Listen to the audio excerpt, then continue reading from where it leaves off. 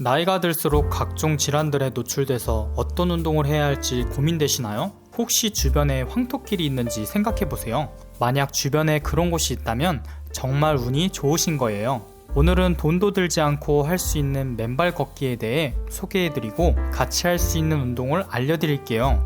오늘 맨발 걷기가 왜 좋은지 이야기를 들어보시면 하지 말라고 말해도 안 할 이유가 없으실 겁니다. 만약 주변에 황토길이 없다면 학교 운동장이나 공원에서도 충분히 맨발 걷기를 통해 건강관리 하실 수 있으니 궁금하신 분들은 끝까지 시청해주세요. 안녕하세요, 다이어톡입니다. 이렇게 야외에 나와서 촬영하는 건 처음인데요, 오늘 소음이 조금 발생해도 양해 부탁드립니다. 우리가 맨발 걷기가 좋다는데 정말 좋은 게 맞는지, 그리고 주의할 점은 없는지, 맨발 걷기를 하면서 같이 할 수 있는 운동은 없는지 오늘 이야기해 보도록 하겠습니다.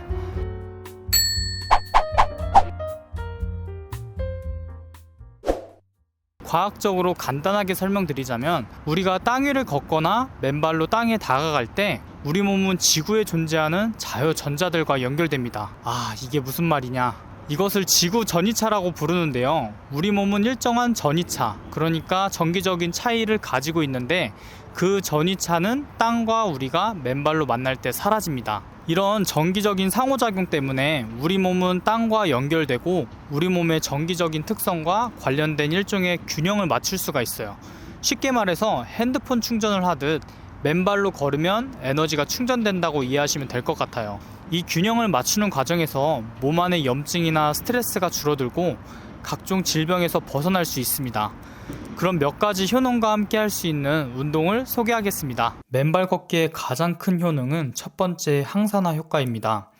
항산화는 몸에 독소가 쌓이면서 생기는 활성 산소를 제거한다는 뜻인데요, 맨살이 땅과 닿으면 몸에 쌓였던 전자파가 땅으로 빠져나가면서 활성 산소도 제거된다고 합니다. 그래서 맨발 걷기를 꾸준히 하면 노화 예방, 심혈관 질환, 당뇨, 고혈압 등등 각종 질병에서 벗어날 수 있습니다. 두 번째는 혈액순환이 잘 되고 수족냉증까지 개선됩니다. 지금 손발을 한번 만져보세요. 손발이 차다면 혈액순환이 잘 안 되고 있다는 신호인데요, 맨발 걷기와 발가락 운동 등을 통해 혈액 공급을 원활하게 해주어서 수족냉증 증상을 완화할 수 있습니다. 또한 추가로 발가락 운동을 통해 발의 근육이 강화되면 발의 안정성과 균형이 향상됩니다.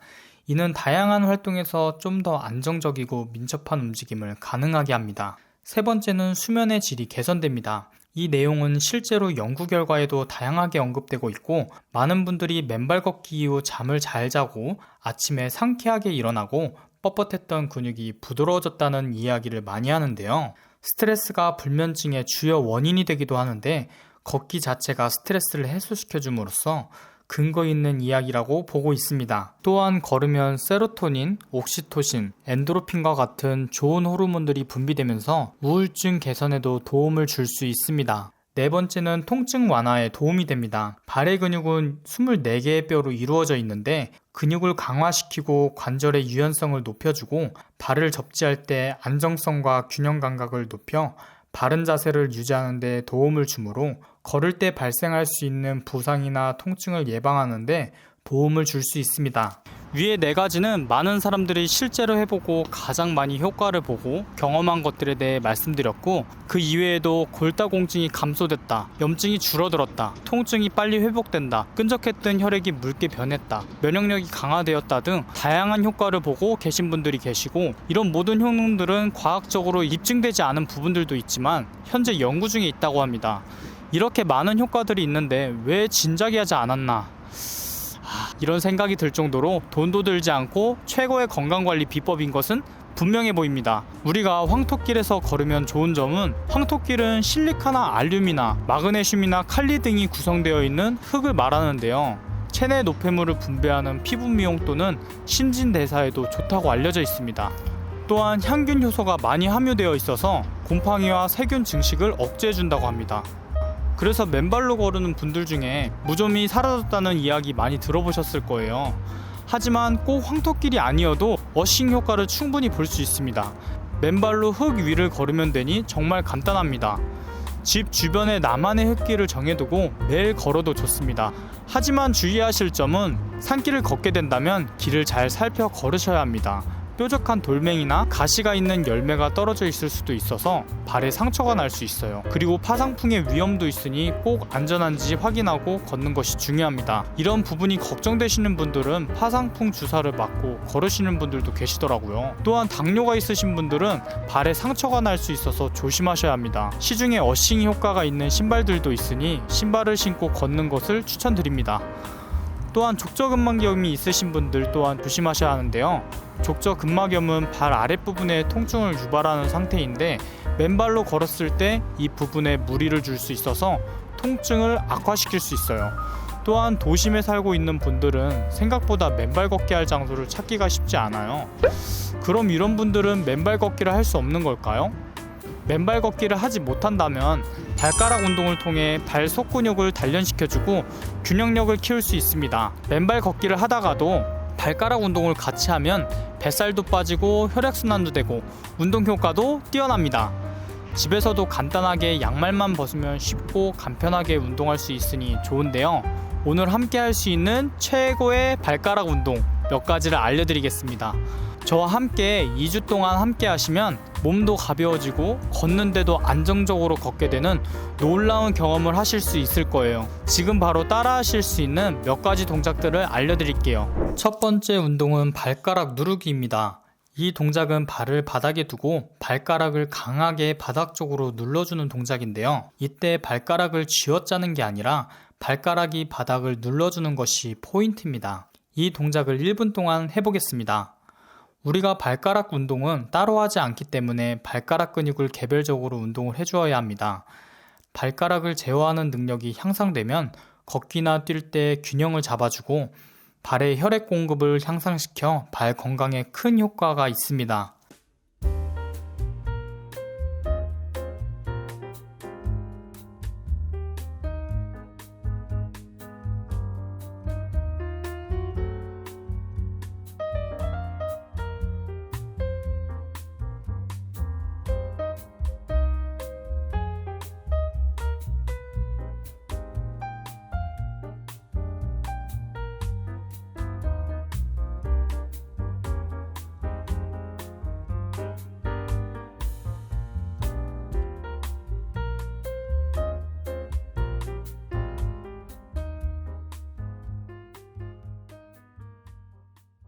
잘하셨습니다. 두 번째, 발가락으로 가위바위보. 발가락으로 주먹 가위보를 번갈아 진행하는 동작입니다.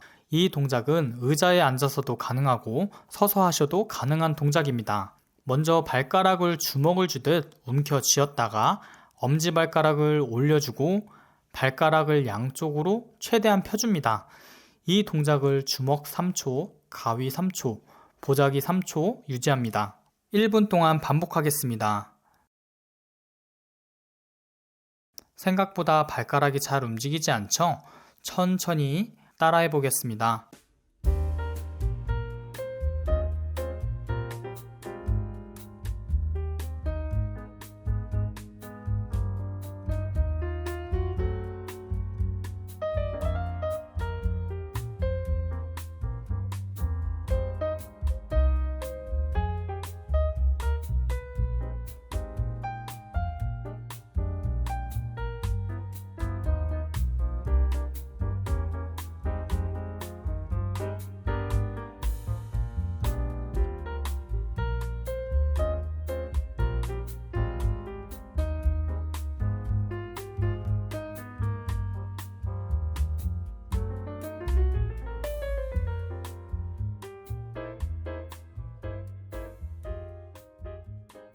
잘하셨습니다.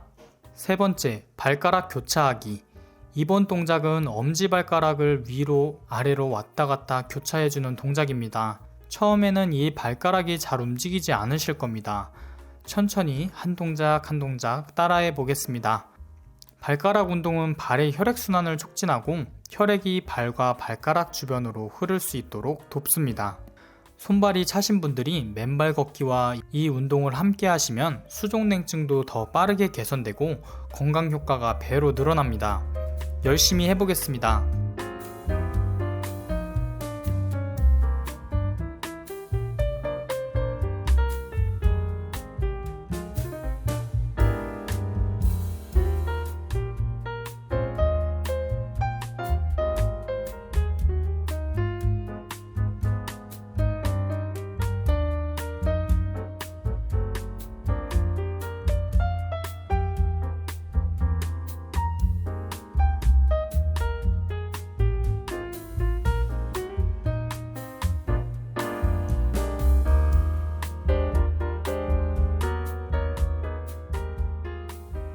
잘하셨습니다.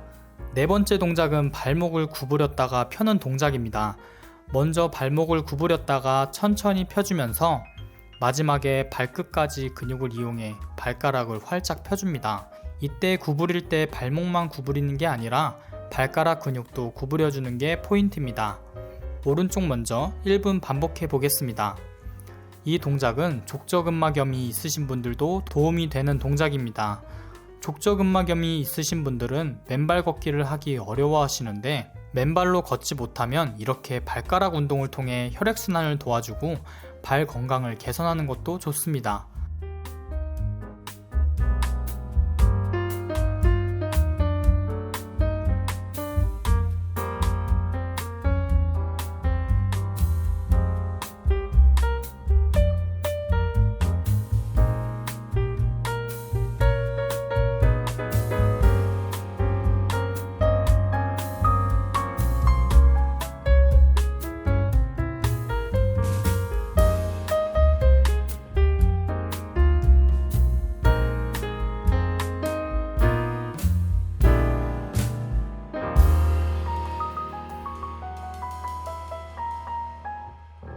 잘하셨습니다. 반대쪽 1분 반복하겠습니다.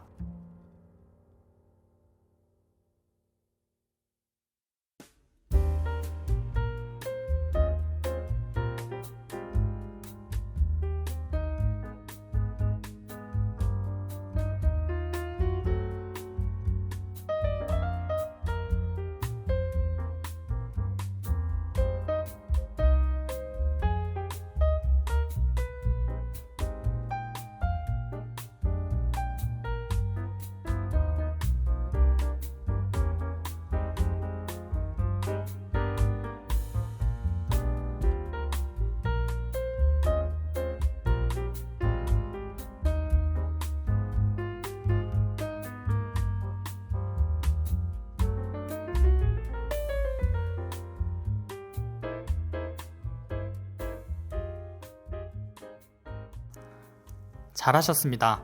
다섯 번째, 뒤꿈치 들고 걷기입니다. 이 동작은 종아리 근육을 강화해주고 발목과 발가락의 근육을 강화시키는 동작입니다. 이 동작은 제자리에서 1분 반복하겠습니다. 이 동작을 제자리에서 하셔도 괜찮고 자주 해주시는 것도 도움이 많이 됩니다. 발목이 안 좋으신 분들은 조절하면서 운동하시는 것을 추천드립니다.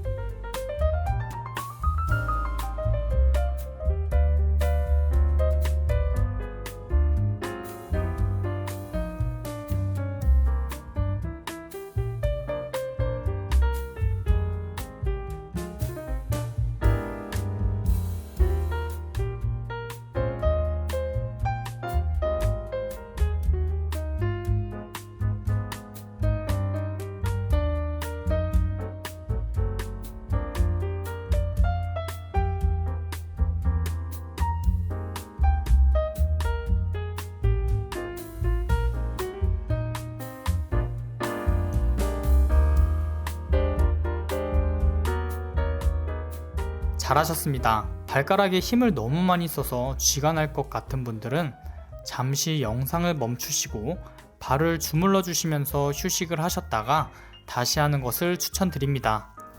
마지막 운동 알려드리고 영상 마무리하겠습니다. 이번에는 한 발로 버티기입니다. 먼저 양팔을 수평으로 벌린 후에 오른쪽 다리를 기역자로 들어 올린 후에 왼쪽 다리로 버티는 동작입니다. 이 동작을 1분 반복하겠습니다.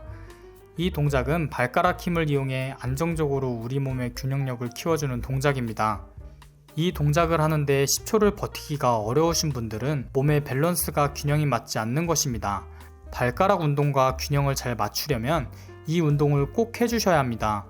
균형을 잘 유지하는 팁은 우리가 첫 번째 배웠던 발가락 누르기 기억나시나요?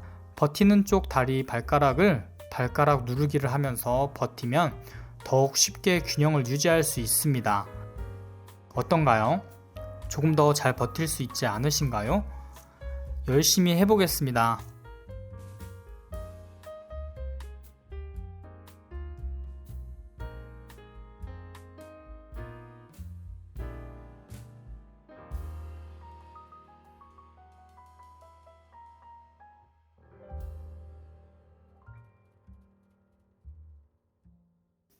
잘하셨습니다.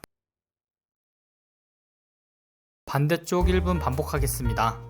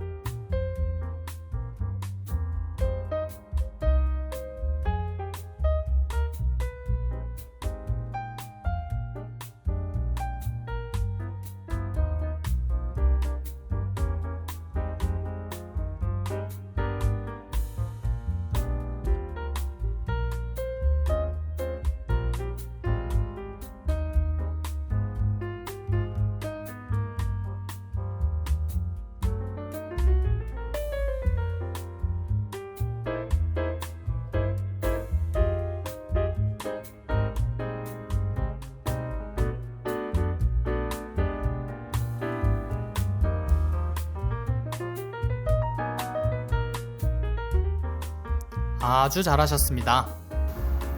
오늘 운동 수고 많으셨습니다. 오늘 맨발 걷기와 발가락 운동 함께 해봤는데 어떠셨나요? 한번 정리해보자면 맨발 걷기를 꾸준히 하면 항산화 효과, 노화 예방, 심혈관 질환, 당뇨, 고혈압이 개선될 수 있고 혈액순환이 잘 돼서 수족 냉증도 좋아지고 좋은 호르몬들이 분비되면서 우울증이나 수면의 질도 좋아진다고 했습니다. 이렇게 5가지 발가락 운동을 함께 하시면 건강이 안 좋아지던 것들도 다 달아날 겁니다.